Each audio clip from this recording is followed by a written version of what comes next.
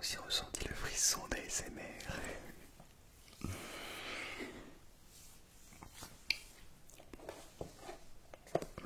Pour se motiver, on va commencer par ouvrir un petit mot de bonheur et d'optimisme. On n'est pas loin de terminer le paquet, la petite boîte. Alors, c'est parti.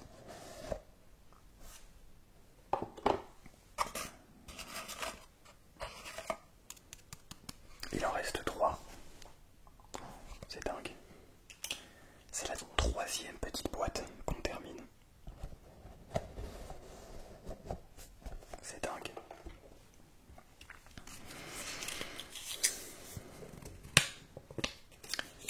Deux personnes qui se tendent la main. Le plus grand des bonheurs est d'adoucir les peines de ses semblables. Le plus grand des bonheurs est d'adoucir les peines de ses semblables. De Georges Clemenceau. Oui, mais si jamais tu n'adoucis pas tes peines à toi, si tu ne parviens pas à te sentir mieux personnellement, tu ne pourras pas aider les autres.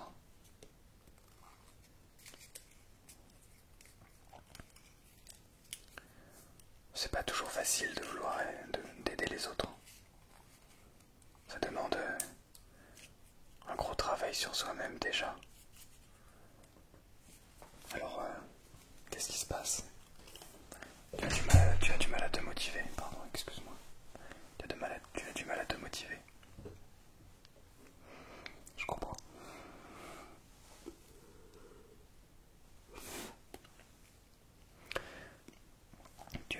Tu t'es retrouvé à scroller un petit peu sur les réseaux sociaux, à ne plus être maître de tes propres choix, c'est ça, pendant un instant. Je comprends.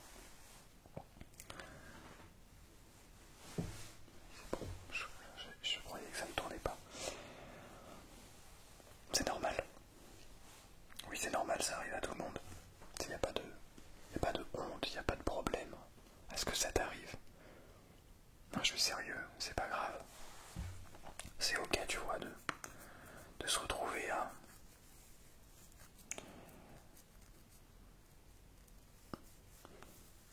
se perdre sur les réseaux sociaux. Le tout, c'est de ne pas perdre trop de temps et de ne pas se perdre soi-même. C'est ce qui compte, non? Tu trouves pas? Après,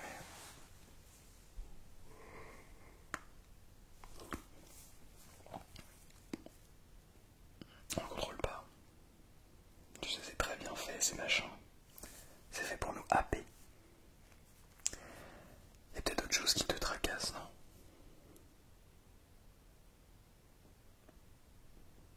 T'as peur de l'avenir.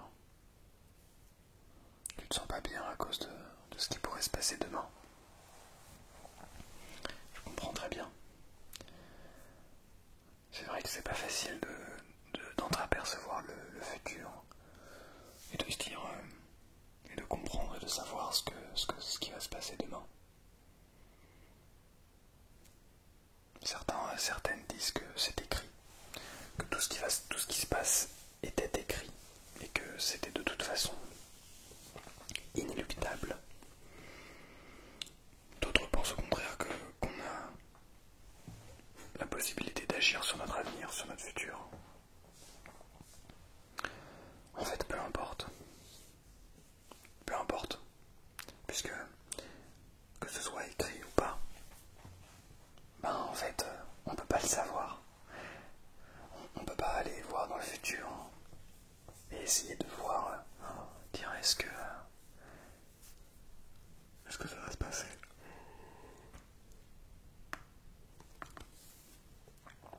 Les seules choses qu'on peut faire, c'est vivre ce qui se passe là maintenant tout de suite. Apprécier ce qui se passe là maintenant tout de suite.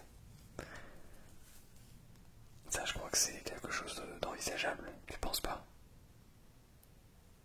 Ouais. Bah c'est drôle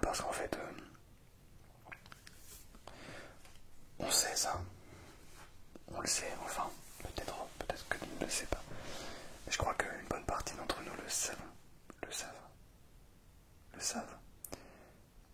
Nous le savons. Bref, tu comprends ce que je veux dire. Mais pourtant, c'est beaucoup plus difficile à dire qu'à faire.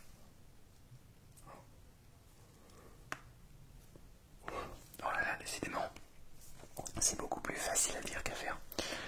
Oh, et en plus, je baille, je suis désolé. C'est très fatigant de faire des vidéos ASMR, franchement, c'est très fatigant. Non, c'est juste que.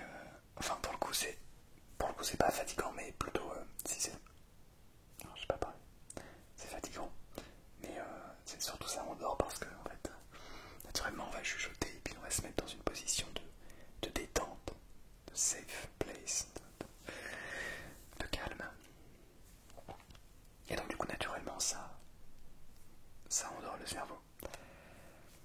C'est pour ça que je baille.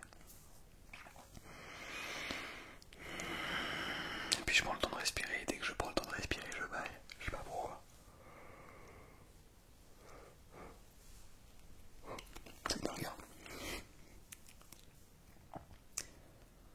Alors comment on peut faire? Est-ce qu'on peut réussir au moins à vivre le moment présent? Est-ce qu'on n'est pas condamné à se poser la question de comment sera demain? Et à essayer de tout faire pour que demain soit meilleur? Ben, je vais être honnête avec vous. Je crois que si on réussit à comprendre ce qui est bon pour nous, ce qui peut nous permettre de nous sentir mieux au quotidien, ce qui peut faire qu'on a une meilleure hygiène de vie, une meilleure hygiène tout court d'ailleurs, qu'on se sent mieux au quotidien. Bah, je crois que c'est ça en fait qui nous permet de croire en l'avenir. Je vous donne un exemple. Comment croire en l'avenir si ta vie entière tourne autour de tes possessions matérielles? Comment croire en l'avenir si tout ce que tu as construit jusqu'à présent repose uniquement sur un patrimoine physique et matériel? C'est très difficile parce que, bon, peu importe ce qui se passe demain, il y a de grandes chances qu'on perde tout ça, tout ce patrimoine physique, je veux dire. Quand je dis patrimoine physique, c'est tous les objets qu'on a acquis au cours de notre vie. Tout ça n'aurait plus de valeur. En revanche,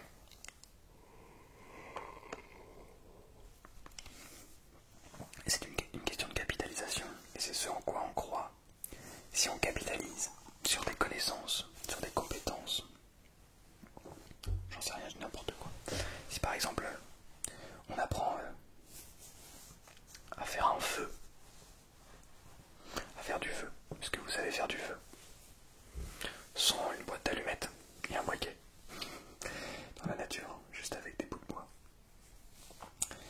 Si on apprend ça, ça peut nous aider quand même dans pas mal de situations. Si on apprend comment se nourrir, comment pêcher,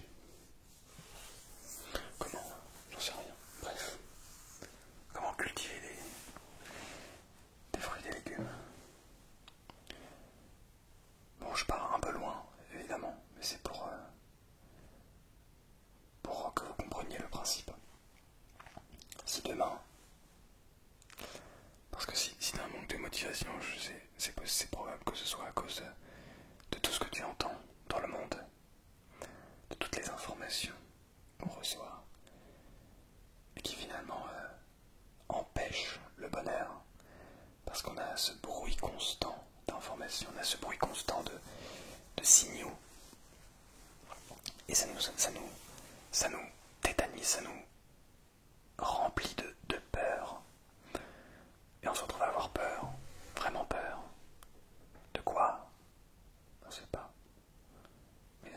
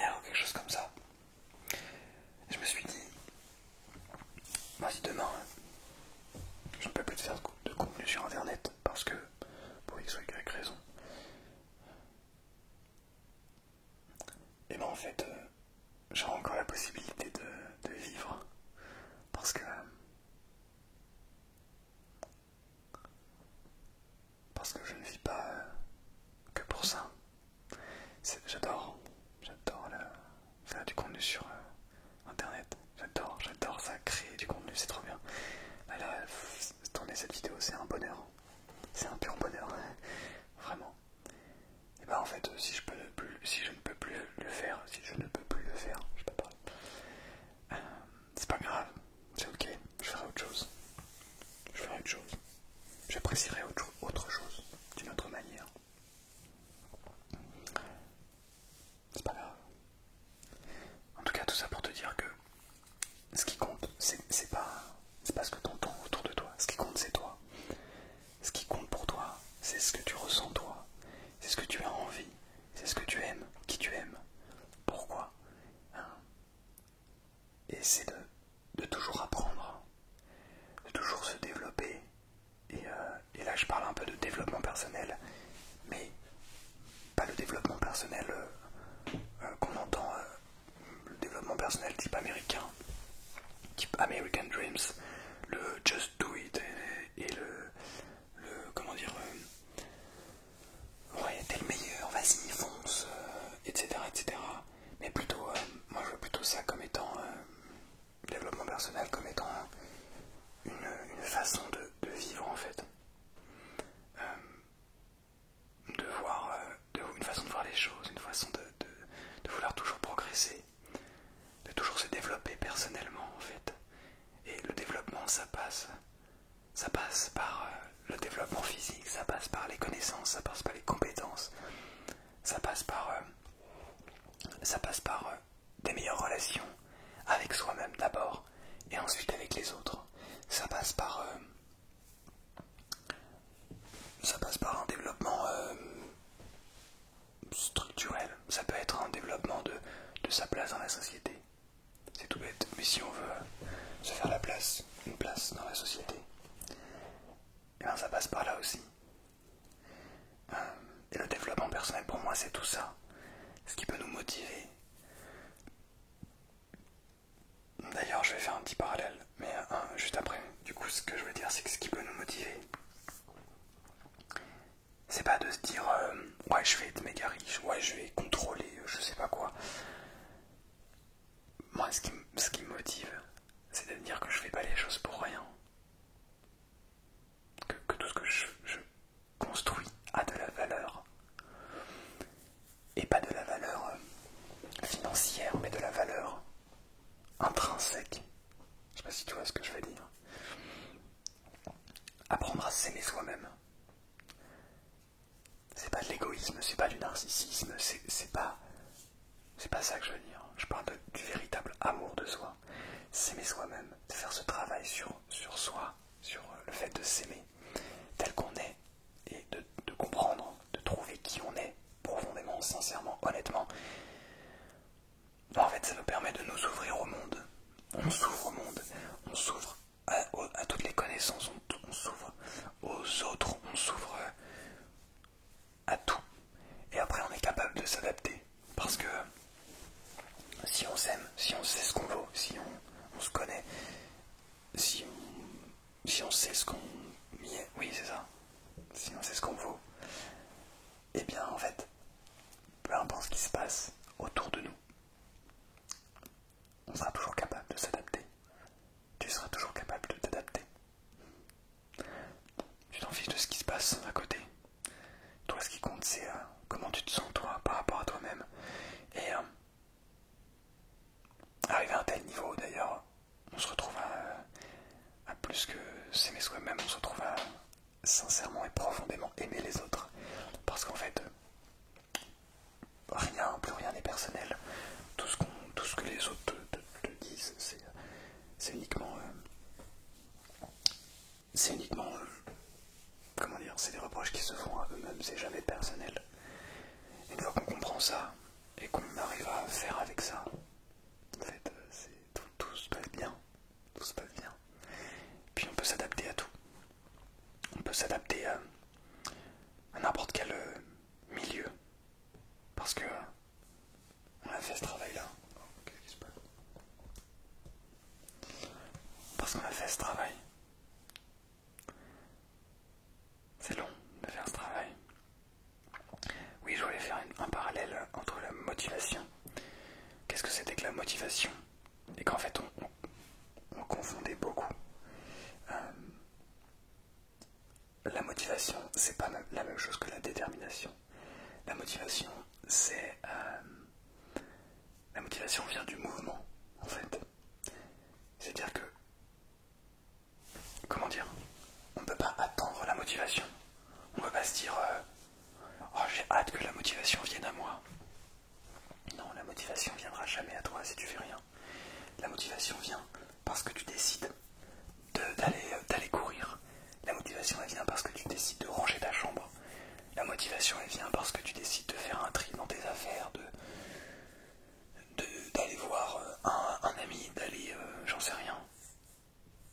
bouger, de faire quelque chose. Il faut se mettre en mouvement. Une fois qu'on est en mouvement, là la motivation elle vient. Et là on est à fond. Et là ça nous permet de tenir. On confond ça avec la détermination. Et la détermination c'est différent. La détermination c'est d'avoir un objectif clair. On sait ce qu'on veut. On sait pourquoi on le fait. On comprend ça profondément. Et à partir de là, on est capable de se mettre soi-même en mouvement. Et on appelle à la motivation, en fait. Et c'est cette détermination qui rend quelqu'un juste inarrêtable. Parce qu'une fois qu'on est déterminé, et ben en fait, si on est déterminé sur la bonne des choses, sur la bonne chose, sur un domaine qui nous plaît, sincèrement, ben en fait, personne ne peut nous arrêter. Personne ne peut nous arrêter et on deviendra les meilleurs. Parce que voilà, tu peux passer des heures et des heures sur ce domaine. Et comme tu kiffes ça, il n'y a pas de problème. Et puis tu es déterminé. Tu es déterminé à arriver à ton objectif. Bien sûr, après, il y a une question de discipline. Mais je crois que la discipline, c'est encore autre chose. Mais c'est quelque chose qui se travaille. C'est pas toujours simple. Mais à mon avis, quand on a un objectif clair, et là ça dépend aussi de chacun, mais quand on a un objectif clair, je sais que personnellement, quand j'ai un objectif clair, très clair, en fait la discipline elle vient naturellement. Ça veut pas dire que je suis toujours discipliné, mais ça veut dire que je mets tout en œuvre pour y arriver. Cette chaîne YouTube, on va la monter à 100 000 abonnés. Bon déjà on est presque à 40 000. On est combien là, à l'heure à laquelle je vous parle? On est à combien? Ouais, non, ça c'est mon ventre qui vous répond, désolé. Hein. On est 39 985. Donc il manque plus que 15 personnes. Et on atteint les 40 000 abonnés sur cette chaîne. On les aura peut-être atteints quand je vous aurai posté la vidéo. Vu que c'est la semaine prochaine, normalement en une semaine, on devrait gagner 15 abonnés. Mais en tout cas, voilà, on va les atteindre les 100 000 abonnés. Je sais pas combien de temps ça va prendre, je sais pas comment vont se passer les prochaines années. Mais assez étonnamment, en fait, j'ai pas peur de ça. Assez étonnamment, je sais qu'on va y arriver. C'est bizarre parce que la chaîne YouTube stagne depuis un moment. Mais en fait, j'ai ce truc qui me dit que quoi qu'il arrive, je vais continuer en fait. Et même si c'est très long, et même si c'est difficile, et que la majorité des gens abandonnent et arrêtent, ben moi je vais continuer en fait. Je vais continuer. Parce que j'adore ça, parce que je sais que je vous aide, parce que j'ai cet objectif des 100 000 abonnés, et parce que je sais que on va l'atteindre.